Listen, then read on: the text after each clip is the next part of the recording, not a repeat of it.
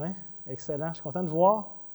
Ce matin, on termine ensemble si j'oserais dire, la mini-série qu'on a eue cet automne sur la structure, sur l'organisation de l'Église. C'est deux mots que je n'aime pas particulièrement, mais je ne sais pas comment, je n'ai pas d'autres mots pour le décrire. Pour ceux et celles qui étaient là au mois de septembre, vous vous rappelez, on a abordé l'aspect des dons spirituels. On a utilisé l'image du corps, comme Paul l'utilise dans 1 Corinthiens 12, fait que différentes parties, différents organes, et plein de choses différentes, très différentes même des fois, mais qui collaborent tous dans un but commun, de faire fonctionner le corps. Et on a vu l'importance finalement que chacun joue son rôle. Dans notre corps, si jamais il y a un organe qui arrête, c'est pas long qu'on s'en rend compte. Si on a le temps de s'en rendre compte, des fois, c'est fatal rapidement. Fait qu'on on a déjà réfléchi à ça. On a parlé aussi cet automne de tout l'aspect des diacres, des diaconesses. C'est quoi leur qualification, leur rôle. On a vu que c'est des gens que Dieu appelle pour garder l'unité dans l'Église, servir l'Église à un niveau très pratique. Fait qu'on avait eu le temps de réfléchir là-dessus et on avait aussi eu le temps de regarder l'aspect des anciens. Fait que les qualifications, ça avait déjà été traité en titre le printemps passé. Mais on a surtout vu c'est quoi leur but, c'est quoi leur rôle, qu'est-ce que Dieu, dans sa sagesse, fait dans son corps en mettant certains hommes avec certains dons pour certains buts précis pour le bien-être de l'Église. Donc aujourd'hui, on va conclure un peu sur cette note-là. Et je vais pouvoir respecter mon engagement que j'avais fait lorsqu'on était dans Tite. On voulait aborder différents aspects en rapport avec les anciens. On a parlé beaucoup des qualifications, mais je n'avais pas eu le temps d'aller plus loin. Et je sais que certains avaient hâte et m'avaient dit « Là, j'espère que tu vas en reparler. Là, tu t'es avancé puis tu n'as pas eu le temps. » Fait que, bon, là, ça va être fait ce matin. Je vais avoir la conscience libre. Je vais enfin pouvoir dormir. Ça va être fait. Mais on va parler de ce que la Bible enseigne concernant le rôle de l'homme dans le pastorat. Et je sais que c'est un sujet qui peut être sensible. Et même très délicat, voire même très contre-culturel, même pour les chrétiens.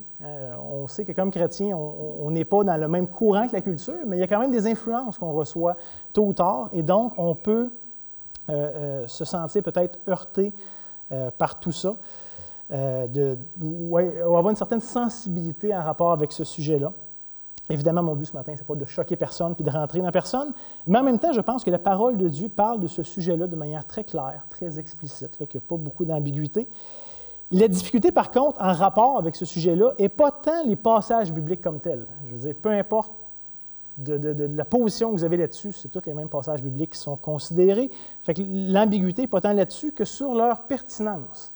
Certains vont dire « Ah, mais ça, c'était à l'époque du 1er siècle, ou peut-être dans la culture juive, dans l'Ancien Testament. » Mais évidemment, on évolue, on n'est plus là. Donc, au niveau de la pertinence, ce n'est plus de mise aujourd'hui. Ou sinon, d'autres vont peut-être reconnaître la pertinence actuelle de ça, mais challenger l'idée de la mise en application. Finalement, comment est-ce qu'on vit ces concepts-là? Et donc, il y a certaines ambiguïtés à ce niveau-là, et donc il y a plusieurs divergences, même parmi les chrétiens modernes, de différents courants, de différentes pensées, en rapport avec soit la pertinence, soit la mise en application de ces passages-là. Déjà ce matin, je vous le dis, je ne ferai certainement pas le tour de la question. On ne clôt pas le débat ce matin. Je n'ai pas cette prétention-là du tout. On va aller avec le temps qu'on a. Et déjà d'avance, je m'excuse si jamais il y en a qui disent « Ah, mais là, tu m'as laissé sur ma faim » ou tu sais, je me sentais frustré un peu parce que j'aurais aimé que tu abordes tel angle ou telle chose ou que tu dises tel... Écoute, j'ai essayé de tout rassembler ce que je pouvais puis de le condenser en 45 minutes. Okay? Il y a des livres sur d'Épique qui ont été écrits là-dessus depuis longtemps. Là, fait qu'on ne fera pas le tour. Je suis désolé si je n'ai pas le temps de tout adresser, de tout régler, de tout peaufiner. Mais ce que je vous encourage, c'est si jamais vous avez des questions, que vous aimeriez continuer la conversation, bien, ça me fera plaisir. Vous pouvez venir me voir. Ça me fera plaisir de continuer plus. Mais mon but aujourd'hui, essentiellement, ça va être trois choses. Premièrement, d'établir le fondement biblique. De plus en plus, ce sujet-là est tellement sensible qu'on ne regarde pas qu'est-ce que les Écritures en disent, mais qu'est-ce que j'en ressens, qu'est-ce que je préfère. On va juste essayer d'établir le fondement biblique. Deuxièmement, on va essayer de répondre un peu à la confusion moderne sur le sujet. Il y a toutes sortes de choses qui nous sont présentées. On va essayer de faire du sens de ça. Et finalement, comme je disais, j'aimerais débuter une conversation d'Église sur ce sujet-là. Okay? De nous laisser l'occasion, avec une fondation scripturaire, mais d'après ça, qu'on ait l'occasion de converser là-dessus et de réfléchir à ça ensemble. Donc, c'est un peu ça le plan ce matin. Évidemment, je ne viens pas dans mes grands chevaux, je ne viens pas d'une manière arrogante ou méprisante ou hautaine, malgré que j'ai des convictions claires sur le sujet, mais c'est vraiment par amour, par considération, par désir de clarté qu'on pensait comme conseil pastoral que ce serait intéressant d'approcher la question. Donc, d'entrée de jeu, je veux reconnaître, évidemment, il y a eu beaucoup d'abus, beaucoup de distorsions par rapport avec le rôle, la place de la femme dans l'Église. Ce n'est pas une controverse moderne, ça a été comme ça depuis longtemps. Et moindrement que vous connaissez l'histoire, bien, vous savez tous les abus, puis les dérapes, puis les mauvaises orientations qui ont été prises en rapport avec ça.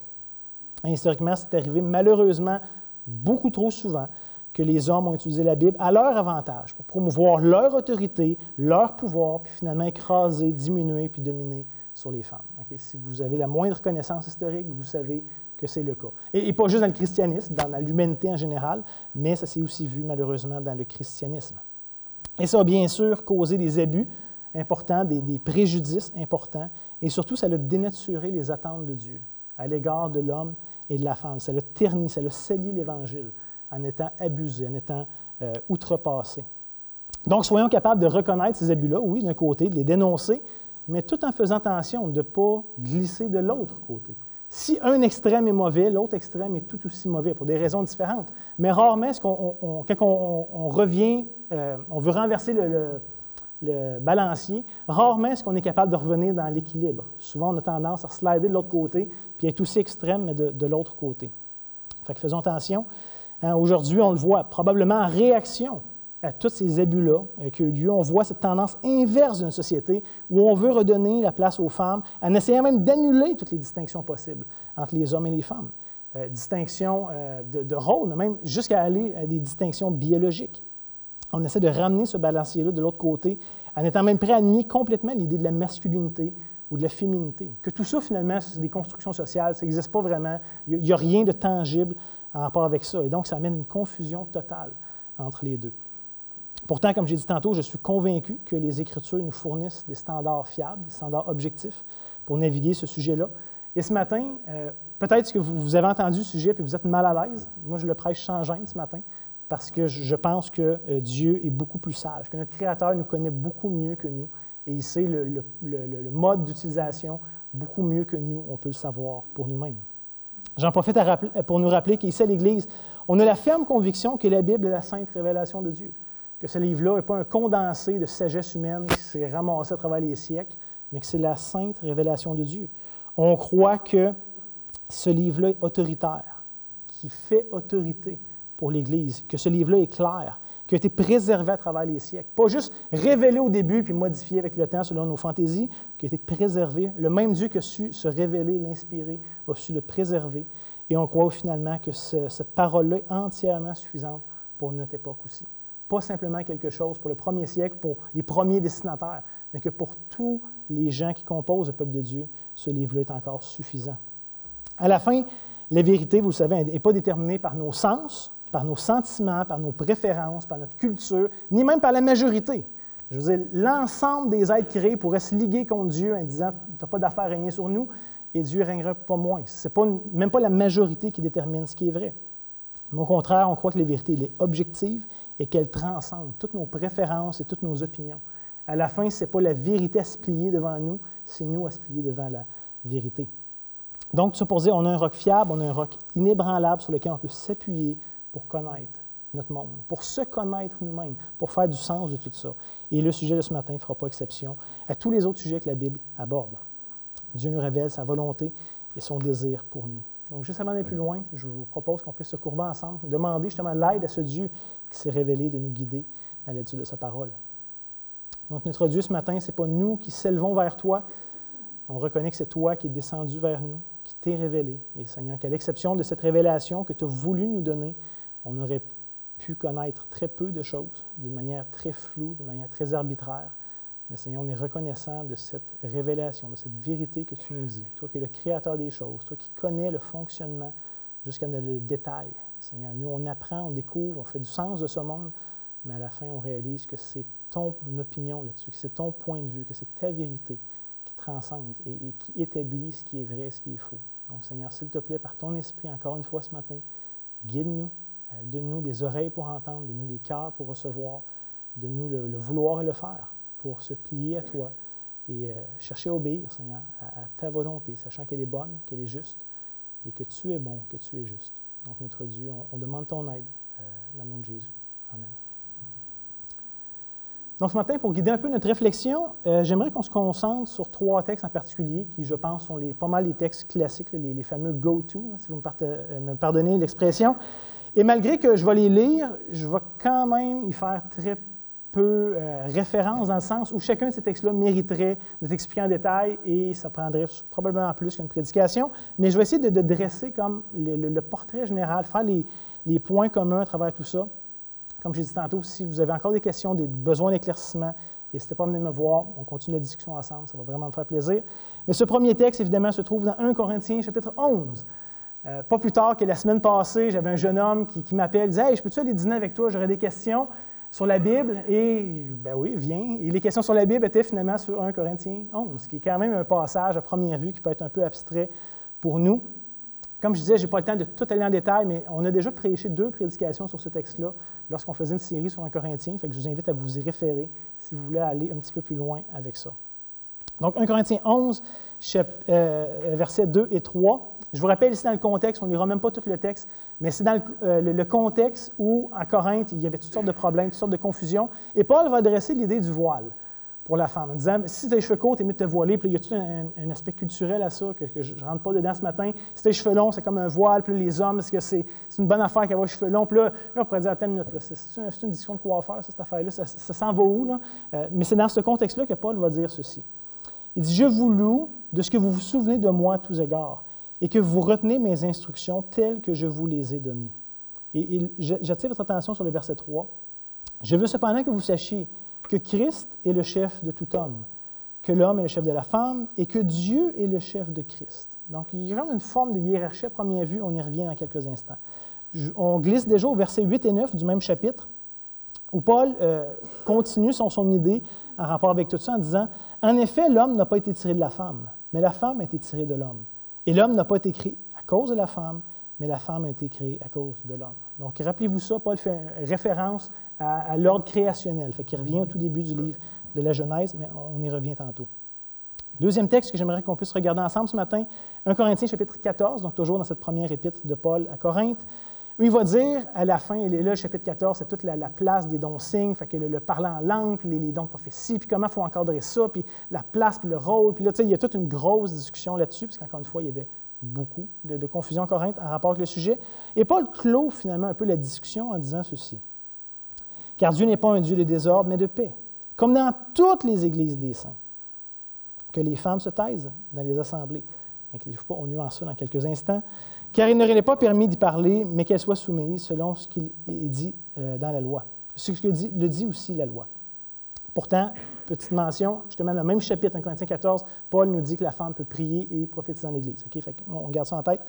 Verset 35, « Si elles veulent s'instruire sur quelque chose, qu'elles interrogent leur mari à la maison, car il est malsain une femme de parler dans l'Église. » Donc, il semble ici avoir cette idée de rôle. Verset 36, « Est-ce de chez vous que cette parole de Dieu est sortie, ou est-ce à vous seul qu'elle est parvenue? » Et regardez comment Paul termine quand même, c'est intéressant. Si quelqu'un croit être prophète ou inspiré, fait que si quelqu'un pense avoir reçu quelque chose de Dieu, qu'il reconnaisse que ce que je vous écris est un commandement du Seigneur. Fait que Paul n'est pas en train de dire « Voici ce que je pense de la chose, c'est secondaire, faites-en ce que vous voulez. » Paul semble être assez convaincu de ce qui est enseigné ici. Et finalement, dernier texte qu'on va considérer ce matin, 1 Timothée chapitre 2, les versets 8 à 14, où Paul va dire « Je veux donc que les hommes prient en tout lieu, en élevant des mains pures, sans colère ni mauvaise pensée. Je veux aussi que les femmes, vêtues de manière décente, avec pudeur et modestie, ne se parlent ni de tresses, ni d'or, ni de perles, ni des buissons de sueur, mais qu'elles se parlent de bonnes œuvres, comme il convient des femmes qui font profession de servir Dieu. » Donc, le point ici, ce n'est pas par rapport aux bijoux ou à la manière de s'étriquer, c'est juste l'importance ne devrait pas être sur l'apparence, mais sur la piété personnelle. Et ce n'est pas mutuellement exclusif, quelqu'un peut être très pieux et très bien arrangé, mais le point, c'est que c'est beaucoup plus facile de mettre l'emphase sur l'apparence extérieure plutôt que sur la piété intérieure. Dans Paul dit à Timothée, l'exercice physique est utile dans peu de choses, concentre-toi sur la piété. Fait qu'on peut vouloir se faire du bodybuilding puis avoir l'air super beau puis super en santé, mais à la fin, ça passe. Tôt ou tard, ça finit dans la tombe, mais la piété, par exemple, elle reste et demeure. C'est l'idée, autant pour les femmes que pour les hommes, ici, que l'emphase soit mis pas sur l'extérieur, mais sur l'intérieur. Et donc, on vient au verset 11, qui est polémique. Paul va dire « Que la femme écoute l'instruction en silence. » Une meilleure traduction du grec serait probablement « paisible » ou « tranquillement ». avec une entière soumission. Je ne permets pas à la femme, et là Paul catégorise ce qu'il a en tête, d'enseigner ni de prendre autorité sur l'homme, mais elle doit demeurer dans le silence, ou elle doit demeurer tranquille ou paisible, comme je disais, que ce serait probablement une meilleure traduction. Car Adam a été formé le premier, Ève ensuite. Et ce n'est pas Adam qui a été séduit, c'est la femme qui séduite qui s'est rendue coupable de transgression. Donc, encore une fois, Paul ici fait référence à la Genèse. Il revient au premier livre de la Bible. Et il n'est pas en train de dire que les femmes sont plus facilement influencées par le péché, qu'elles sont plus faibles. Ce n'est pas son point. Il fait juste relater les faits. Ève a été séduite en premier, puis Adam. C'est purement factuel, sans plus. C'est graphique, hein, pareil comme texte. Je ne sais pas ce que vous avez ressenti quand on a simplement fait la lecture, mais c'est graphique. C'est des textes qui sont particulièrement scandaleux dans notre culture. Et la première chose sur laquelle j'aimerais attirer votre attention suite à la lecture de ces textes, c'est que Paul affirme clairement qu'il y a une distinction dans les rôles et les attentes entre les hommes et les femmes. Okay? Dans tous ces textes, il y a quelque chose qui est clair et on va aller un peu plus loin dans ça ce matin. Mais déjà, gardez en tête, il y a un rôle, une distinction entre les hommes et les femmes. Ce n'est pas du pareil au même, ce n'est pas juste qu'un chromosome qui n'est pas pareil, puis sinon ça ne change rien. Il y a quelque chose de plus fondamental que ça. Et juste avant de traiter Paul de misogyne, puis de dinosaure, puis de je ne sais pas quoi, permettez-moi juste de faire quelques constats. Okay? Premièrement, remarquez que Paul ne parle pas de cette différence en termes de valeur, en termes de dignité ou en termes d'importance. Ça, c'est la première chose. Et souvent, les abus qui ont eu lieu, c'était sur ça, de dire que la femme est moins importante, la femme est moins digne que l'homme. Et là, ça ouvre la porte à toutes sortes de choses. Mais Paul le voit plutôt comme un peu dans, on pourrait dire, une équipe de football. De dire, est-ce que c'est le corps arrière qui est le plus important que tous les autres joueurs? Il y a un rôle important dans l'équipe, certainement, mais un corps arrière tout seul, ça ne fait pas une partie très, très longue. Il va se faire ramasser. Je veux dire, c'est l'ensemble. Chacun a un rôle à jouer, puis quand les rôles sont bien joués, ça devient intéressant. On pourrait dire un peu pour la musique, hein, un band de musique. C'est-tu le chanteur qui est le plus important dans le band, puis les musiciens sont comme accessoires? Mais non, mais chacun joue son rôle. Je veux dire, si tu as juste un chanteur, tu n'as pas un band de musique. Au mieux, tu as un chanteur, c'est tout. Un peu dans l'armée, je veux dire, est-ce que le colonel est plus important que le lieutenant? Ou est-ce qu'il est plus digne, plus intelligent? On comprend qu'il y a des rôles différents. Un est soumis à l'autre, mais pas parce que l'autre est meilleur que lui ou que celui qui se soumet est moins important. Tu sais, il ne faut pas penser en termes de valeur. Et c'est ça, je pense, le premier danger, c'est de tomber dans une réflexion de valeur, de dignité ou d'importance, ce qui n'est pas nécessairement le cas ici, ce matin. Même Paul va attribuer cette réalité-là au sein de la relation de la Trinité. Je ne sais pas si vous avez remarqué ici dans 1 Corinthiens 11, Paul a dit, hein, car Christ est le chef de tout homme, que l'homme est le chef de la femme et que Dieu est le chef de Christ. Et là, déjà, ça devrait nous allumer sur quelque chose, parce que personne n'oserait dire que le Fils n'est pas aussi important, ou pas aussi précieux, ou pas aussi digne que le Père. Right? On croit fondamentalement à la Trinité, on n'est pas des unitariens. Donc, il y aurait un danger ici à dire, non, mais donc le Fils est moins important, ou moins glorieux, ou moins Dieu, ou moins faisant partie de la nature divine que le Père. Ben non, clairement, ce qui sont égaux en tous égards. Fait que malgré qu'il y a une distinction entre les trois personnes de la Trinité, ça n'affecte pas leur valeur. Hein? On sait que le Père et le Fils et le Saint-Esprit sont des personnes distinctes, mais qui partagent toutes la même essence, la même nature divine, et ils ne sont pas interchangeables. Ce n'est pas comme si le Saint-Esprit aurait pu venir s'incarner, puis ça n'aurait rien changé, puis le Père, lui, c'est celui qui est envoyé par le Fils puis le Saint-Esprit à la Pentecôte. Puis non, chacun a joué son rôle, chacun avait une place, malgré qu'ils partageaient tous la même nature divine, la même valeur et la même importance. Donc, la première chose qu'il faut comprendre, c'est que Dieu établit un ordre dans sa création. Au commencement, Dieu, et après ça, le reste. Hein? Il y a déjà un ordre. Il y a le Créateur et les créatures. On voit que Dieu établit l'homme et la femme, qu'il les établit sur toute la création comme des intendants. Il y a une valeur particulière de l'espèce humaine au-dessus de toutes les autres espèces qui existent. On voit plus tard, Dieu établit les parents et les enfants. Il y a plusieurs impératifs, à la fois pour les parents et pour les enfants. Dieu établit des relations sociales. Hein, on voit qu'il y a des exhortations aux employeurs et aux employés, ou même aux esclaves dans le contexte des siècles qui nous ont précédés. On voit que Dieu établit des autorités civiles. D'une manière un peu différente, comme je disais, au sein même de la Trinité, on voit que le Père envoie le Fils. Il y a quelque chose ici où le Fils se soumet au Père, en toutes choses. Pas ma volonté, mais la tienne. Puis on comprend que la volonté de Christ n'est pas complètement différente de celle du Père. Il y aurait toute une réflexion à avoir sur la Trinité, là. Mais quand même, ici, il y a un rôle où le Père est le Père. De toutes les manières où Dieu aurait pu se révéler, il aurait pu dire le numéro 1, numéro 2, numéro 3. Mais non, il y a le Père, il y a le Fils, Il y a le Saint-Esprit, la relation qui entretiennent avec ça. Et on voit par exemple que suite à la mort, suite à la résurrection, suite à l'ascension de Christ, qu'est-ce qui se passe? Le Père remet tout pouvoir, toute autorité dans les mains du Fils. Donc, il y a un revers, finalement, de balancier, qui est intéressant aussi à considérer. Il y aurait sûrement plein d'autres exemples de l'ordre que Dieu établit dans sa création. J'ai pris ceux qui sont les plus évidents, ceux qu'on est les plus familiers. Donc, voyez-vous, chacune de ces structures-là sont bonnes lorsqu'elles sont vécues sainement. Par exemple, imaginez le chaos si c'est les enfants qui imposaient les règles à la maison que les parents devaient s'y soumettre. J'entends que ta lecture était la même, si c'est les enfants qui choisissaient, puis toi, tu suivais les enfants. Oui, c'est ça. Mais ça aurait été quand même différent. Hein? Et en vrai, même, je me dis, on n'a peut-être pas tout à fait besoin d'imaginer à quoi ça ressemblerait. De plus en plus, une culture, on parle des enfants rois, où c'est eux qui font les règles à la maison.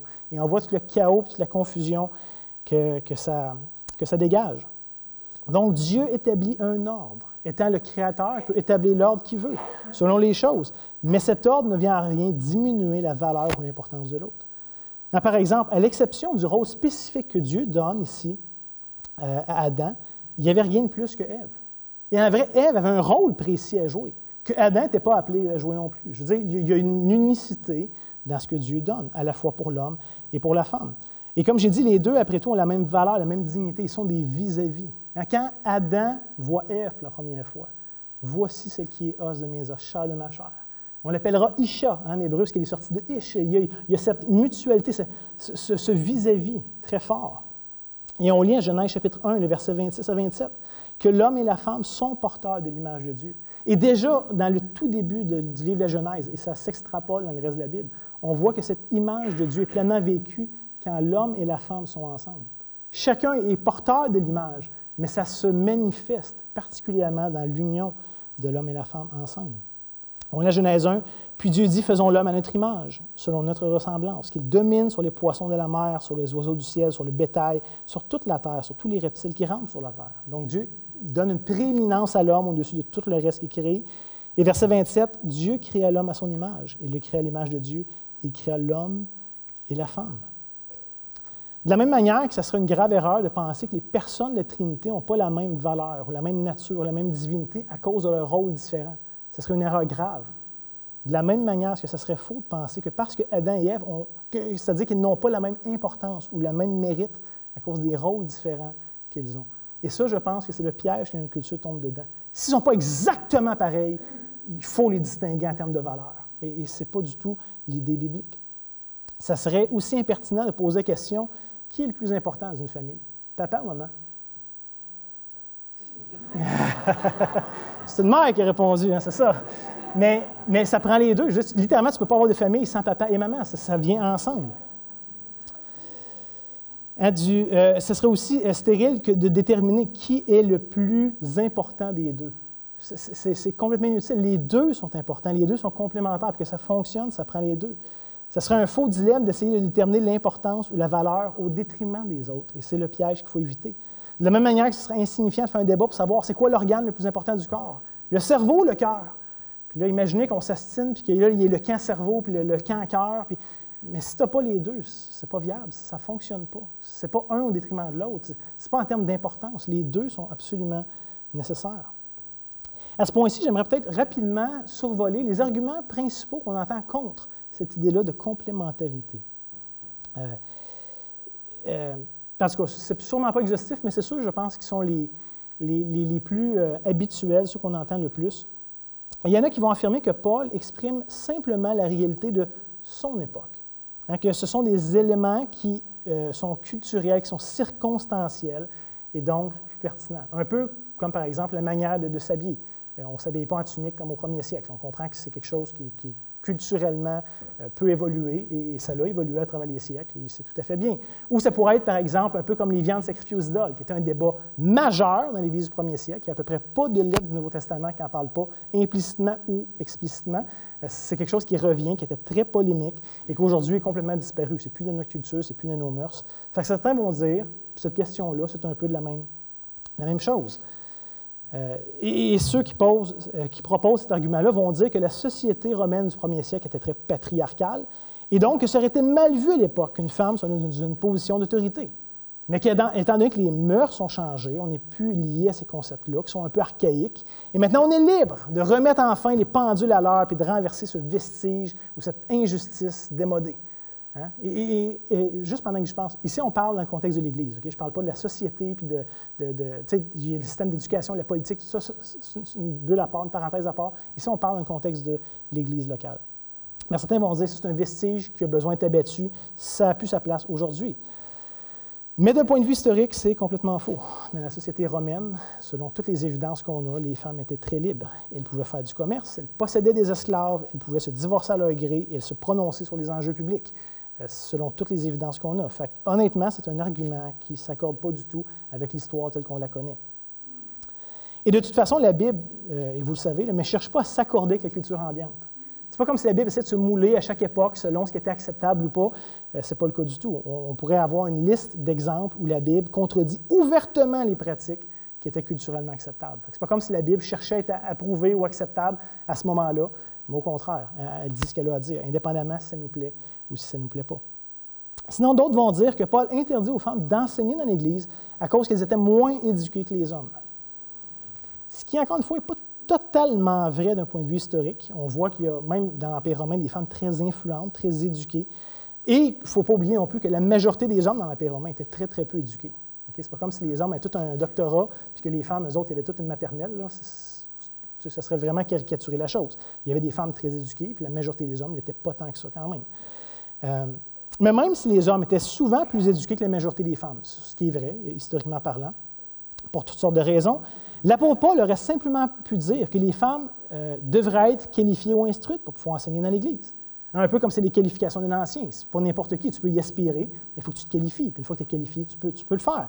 Donc, il aurait pu dire aux femmes, bien, qualifiez-vous, soyez suffisamment instruites et faites-le, plutôt que de l'interdire entièrement, cette possibilité-là, de manière unilatérale et complète. Pourtant, vous remarquerez ici que Paul n'appuie pas sa position sur un argument historique ou sur un argument culturel, mais il fonde son argumentaire sur la création. À toutes les fois que Paul veut faire son cas ou plaider sa cause, il se réfère à la Genèse.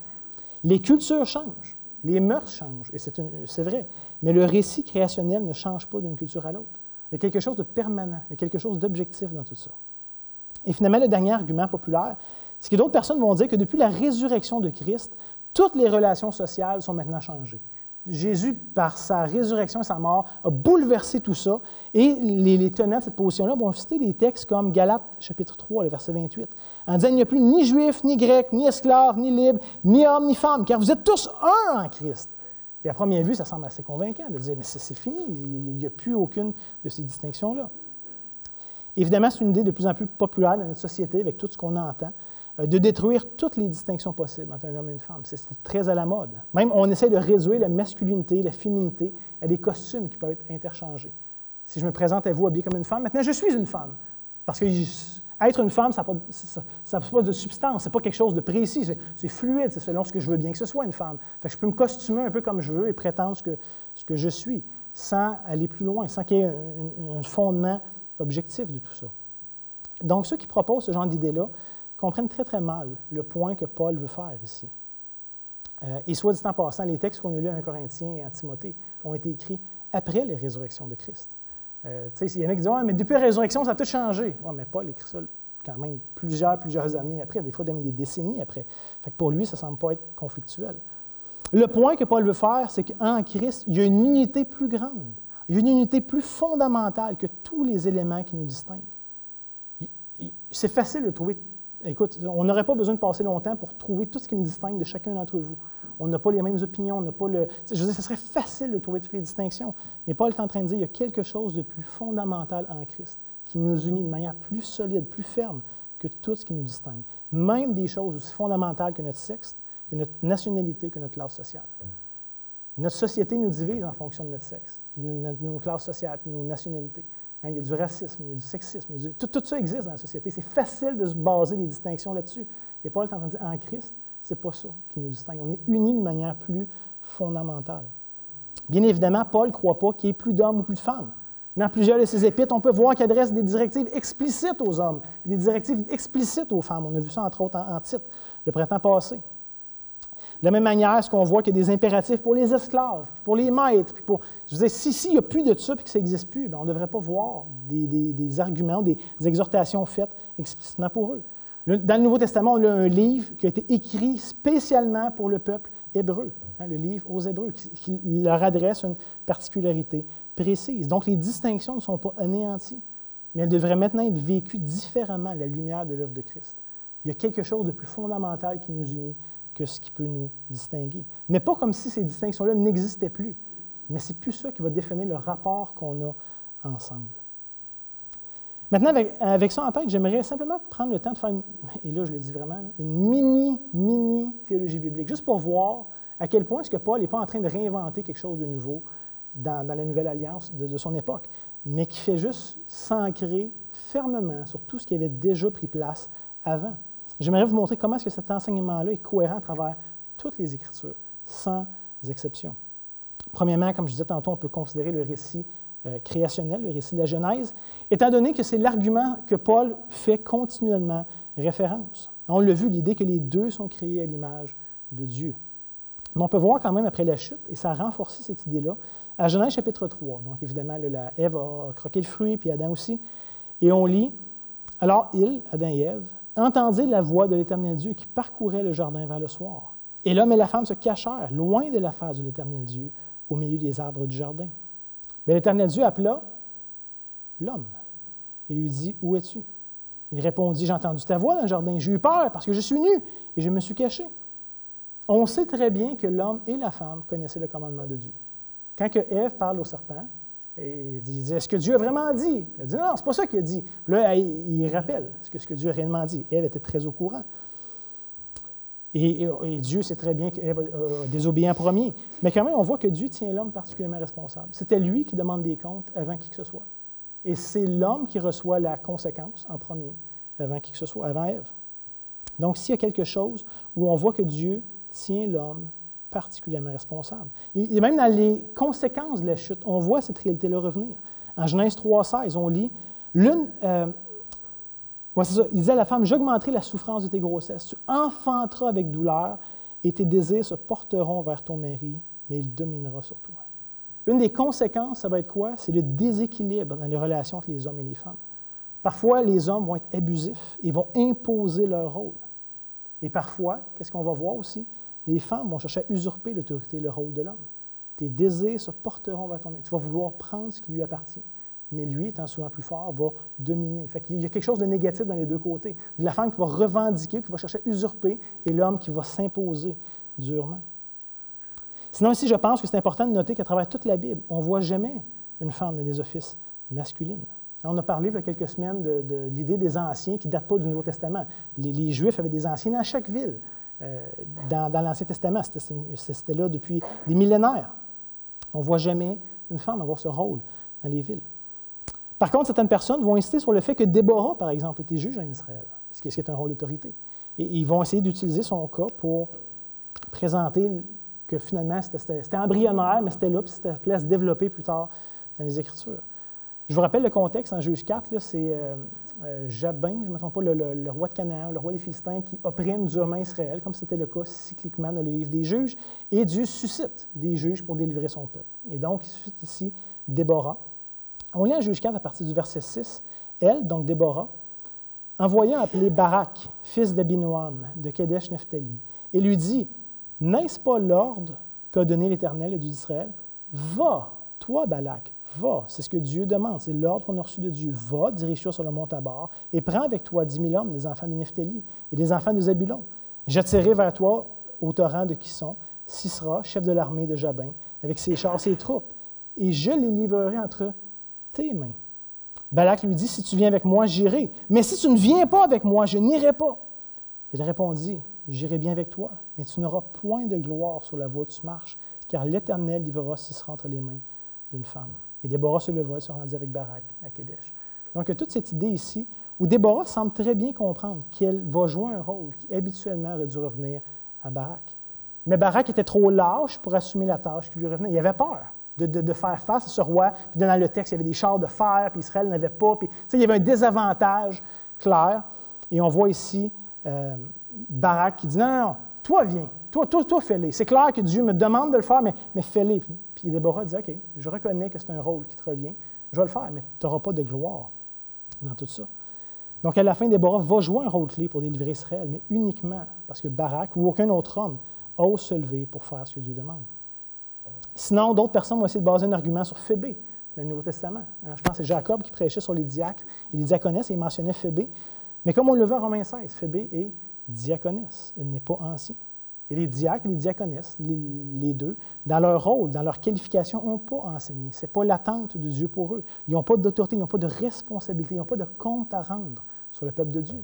Et donc, c'est tout à fait approprié d'y voir des femmes, il n'y a pas de problème là-dessus. Ce n'est pas un argument. Phébé n'est pas ancien ou pasteur de son Église. Il n'y a littéralement aucun texte biblique où Dieu établit une femme dans un rôle d'autorité, dans un rôle de direction sur son peuple. Et ce que je vous rappelle, ce n'est pas une question de capacité, ce n'est pas une question de valeur, ce n'est pas une question de quoi que ce soit d'autre, d'importance, de dignité, c'est une question du rôle que Dieu impartit à chacun. Dans la même veine de pensée, Jésus choisit et établit 12 apôtres, hommes, malgré qu'il y avait plusieurs femmes qui l'accompagnaient, qui sont même listées. Même plusieurs de ces femmes-là généreusement finançaient le ministère de Jésus. Ce n'est pas comme s'il n'y avait pas eu de candidats. Il y a des femmes de valeur qui sont là. Pourtant, Jésus choisit 12 hommes. Et pourtant, encore une fois, on sait que Jésus n'était pas là pour éviter les scandales culturels ou se modeler à ce qui passait bien à la foule. Je veux dire, on le voit sa relation avec la femme samaritaine. Elle-même dit, voyons donc, qu'est-ce que tu fais là? Ça ne se fait pas. Jésus n'a pas peur de passer par-dessus les conventions de son époque. Cette femme avec une perte de sang qui le touche, ce qui était impensable, ce qui était interdit. Jésus même va la louer publiquement en disant, elle a bien fait. Cette femme qui va la oindre de parfum que tout le monde condamnait, il va dire, non, ce qu'elle fait là, c'est juste. Fait que Jésus n'a pas peur de ça, de reprendre les scribes, les pharisiens sur la tradition orale, de toucher des lépreux, tout ce qui était impensable et qui ne se faisait pas, des intouchables de la culture juive. Jésus lui remet ça en question, puis il n'y a pas de problème. Par contre, ceci étant dit, on voit que Christ donne une grande place, une grande dignité aux femmes. Mais pas dans des rôles d'enseignement, pas dans des rôles d'autorité sur le peuple de Dieu. On voit que les femmes, les premiers témoins de la résurrection ont été des femmes. On voit que le Messie est venu par une femme, par une lignée de femmes.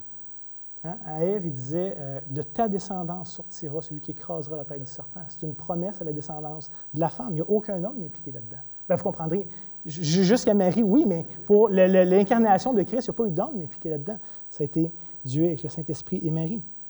Historiquement, même, quand on lit les évangiles, ça devrait nous frapper. C'était inimaginable d'avoir des femmes incluses dans des généalogies. Souvent, la généalogie, c'était les hommes.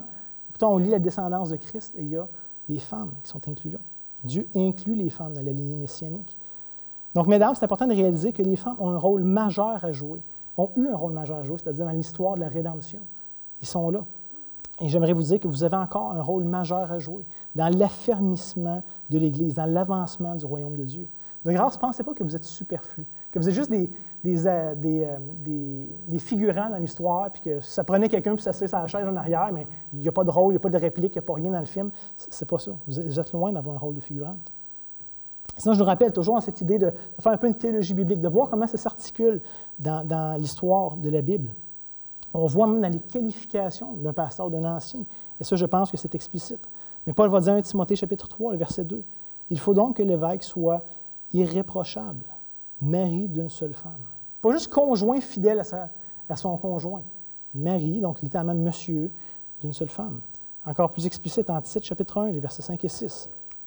Paul va dire, « Je t'ai laissé en Crète afin que tu mettes en ordre ce qui reste à régler, et que selon mes instructions, tu établisses des anciens à chaque ville. » Et Paul va dire, qu'est-ce qu'il y a en tête par ancien? Si s'y trouve quelque homme. Pas ici homme dans le sens de l'humanité, mais homme dans le sens de monsieur. Et encore une fois, mari d'une seule femme revient. Et d'ailleurs, si ce n'était pas déjà assez clair, si vous dites, OK, mais dans la Bible, peut-être qu'elle ne dit pas tout, même quand on considère l'histoire de l'Église primitive, on voit qu'aucune femme, selon les évidences qu'on a aujourd'hui, puis on a beaucoup de stock quand même à travers l'histoire, mais aucune femme était ancien ou pasteur de son Église. En vrai, c'est un concept très récent. C'est un débat qui est arrivé très récemment dans l'histoire de l'humanité. Malgré le grand nombre de femmes de qualité à travers l'histoire de l'Église qui ont lourdement influencé et modelé plusieurs aspects de l'histoire de l'Église.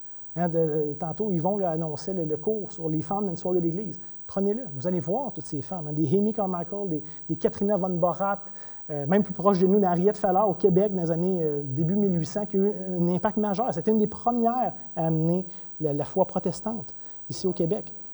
Fait que c'est pas comme s'il n'y en avait pas, mais chacun dans le rôle que Dieu leur a donné. Quand on considère les évidences de la Genèse jusqu'à l'Apocalypse, et même en passant par l'histoire, par la tradition de l'Église, pas que c'est autoritaire, mais même quand on considère ça, il n'y a aucune base pour justifier que les femmes jouent un rôle d'ancien. Ce n'est pas quelque chose de relatif, de culturel. C'est le désir de Dieu, selon l'ordre créationnel, avant même que le péché fasse son éruption. Des fois, il y en a qui disent « Ouais, mais ça, c'est la conséquence du péché. » Non, Dieu a créé l'homme et la femme complémentaires avant même le péché. Mais ceci étant dit, inquiétez-vous pas, je ne veux pas juste vous lâcher ça comme une bombe et dire « Bien, et voilà, c'est ce que la Bible enseigne, arrangez-vous avec ça. » J'aimerais quand même aller un petit peu plus loin et de donner certaines considérations pastorales, certaines pistes de réflexion, certaines pistes d'application pratique. Ceci étant dit, je ne crois pas du tout que les femmes n'ont aucune place et qu'elles n'ont rien à faire dans l'Église. On pourrait facilement penser ça. Notre culture nous dit, si tu n'as pas accès à tout, bien, tu ne sers à rien. C'est un peu le mode de pensée naturel qu'on pourrait avoir. Au contraire, à l'exception du rôle d'ancien et le fait d'enseigner, de diriger le peuple de Dieu, il n'y a aucune autre restriction dans les Écritures. Réalisons-le. Je pense que c'est important à dire. De grâce, ne faisons pas l'erreur de voir juste l'arbre de la connaissance du bien et du mal alors que Dieu a donné tous les autres. Elle disait, ah, mais Dieu m'a dit de ne pas manger celui-là, puis c'est juste celui-là que je veux. Puis là, de mépriser tout le reste de la bonté et de la générosité de Dieu. Faisons pas cette erreur-là. Et en passant, il y a plusieurs hommes qui ne seront jamais appelés, qui ne seront jamais doués, qui ne seront jamais qualifiés par Dieu pour enseigner et jouer le rôle d'ancien. En vrai, la grande majorité des hommes dans l'histoire de l'Église n'étaient pas anciens ou pasteurs de leur Église. Donc, ce n'est pas comme si c'était donné à tous les hommes sans exception, puis les femmes n'avaient rien de ça. C'est même pas le cas, même pas proche. Je vous rappelle, ça n'a rien à voir avec la sagesse, avec l'intelligence, avec la capacité. C'est une question d'appel, d'ordre que Dieu établit dans sa création, comme sage créateur.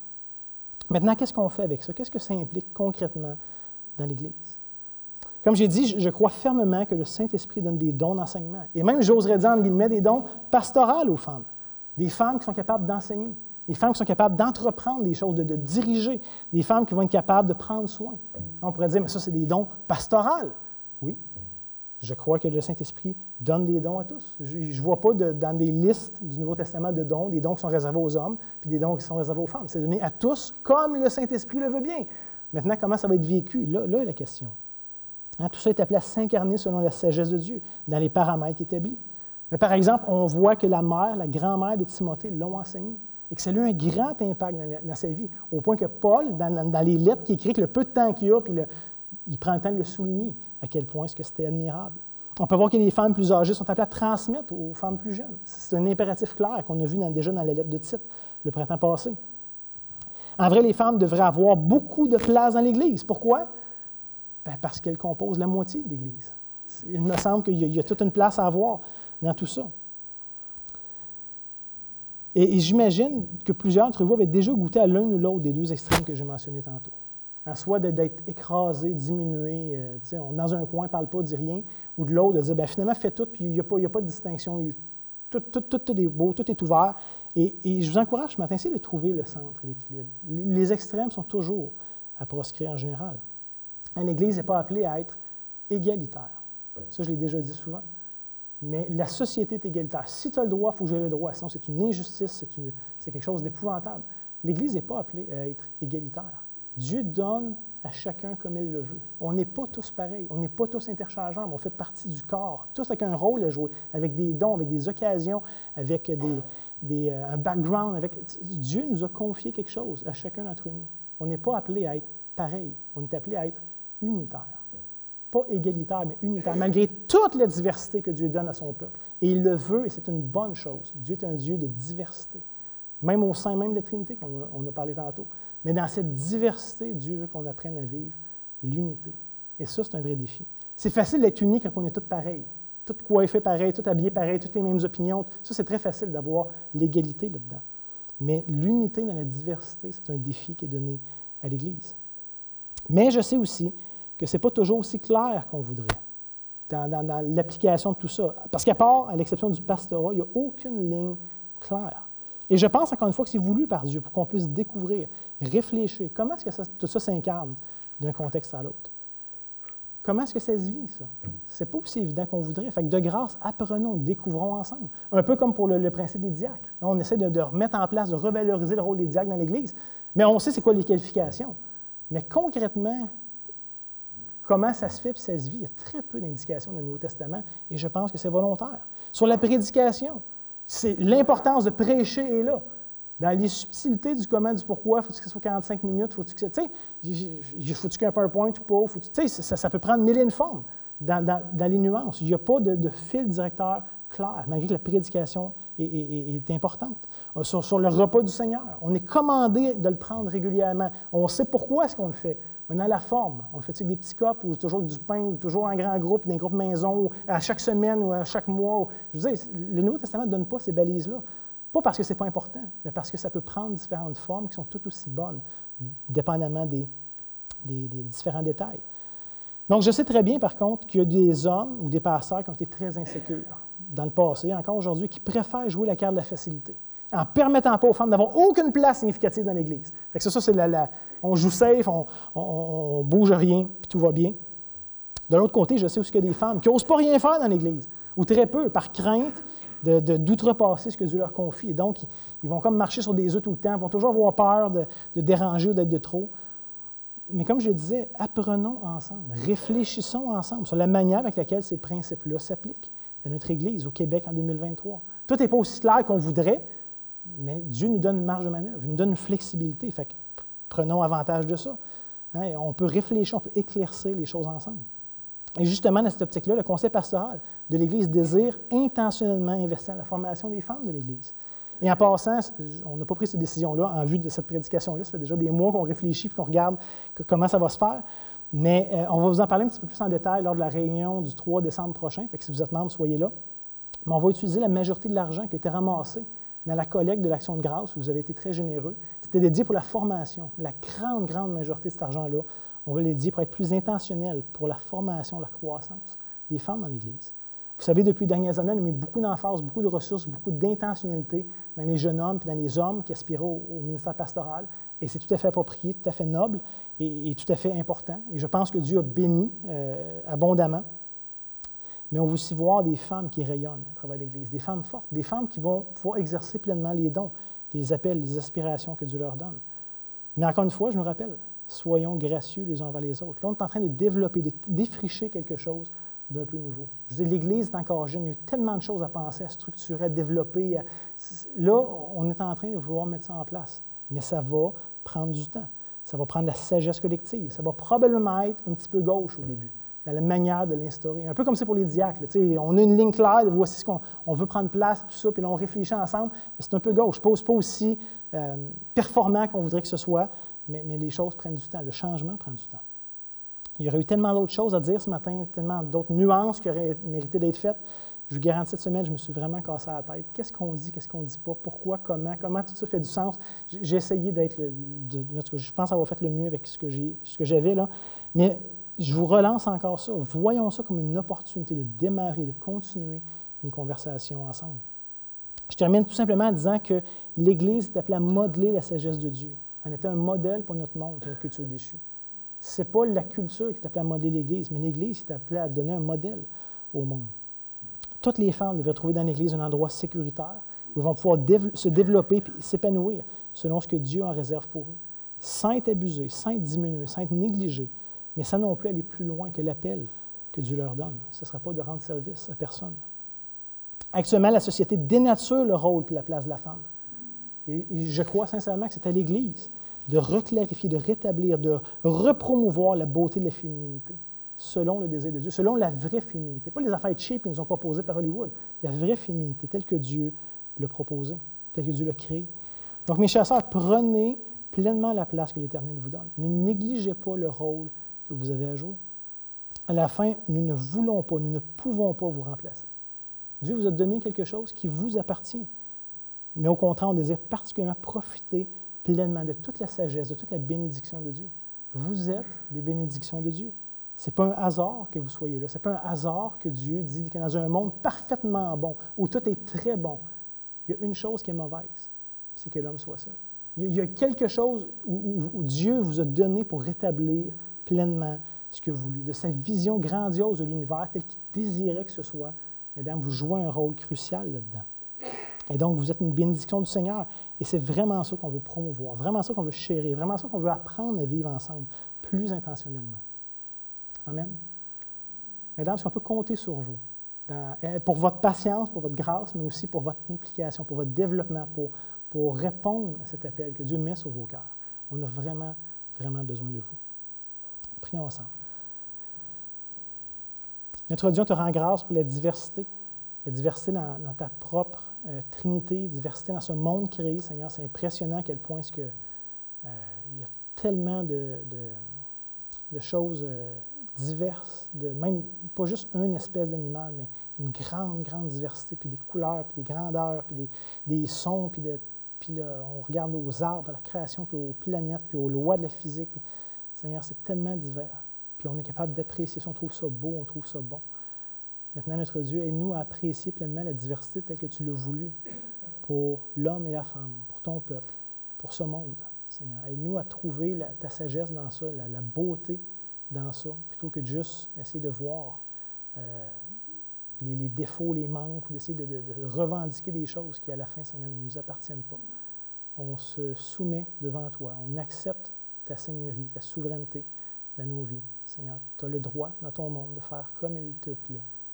Aide-nous à pleinement être capable de s'harmoniser avec toi, de désirer ce que tu désires, de rechercher ce que tu recherches, et que tu puisses être honoré, glorifié dans nos vies individuelles, mais dans les vies de ton peuple, que ce soit ici à Bécancour, mais aussi de par le monde. Seigneur, aide-nous, je t'en prie.